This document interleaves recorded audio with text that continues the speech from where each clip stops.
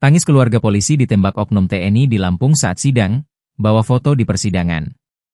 3 keluarga korban penembakan terhadap anggota Polri di Waikanan, Lampung, tak kuasa menahan tangis saat menghadiri sidang lanjutan kasus pembunuhan di Pengadilan Militer I-04 Palembang, Senin, 30 Juni 2025, pagi.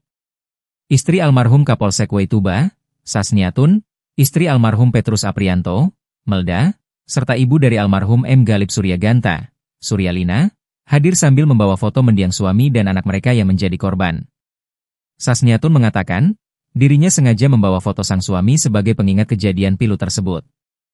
Ia mengenang momen terakhir bersama suaminya. Saat itu, sang suami minta istrinya memasak cukup banyak karena mau berbuka puasa bersama keluarga. Sementara itu, Melda, istri dari almarhum Petrus Aprianto, menyatakan luka di hatinya belum sembuh dan berharap keadilan ditegakkan.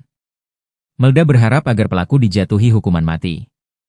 Sebelumnya, sidang keempat kasus penembakan 3 anggota polisi di Waikanan, Lampung digelar di Pengadilan Militer I-04 Palembang, Senin, 30 Juni 2025.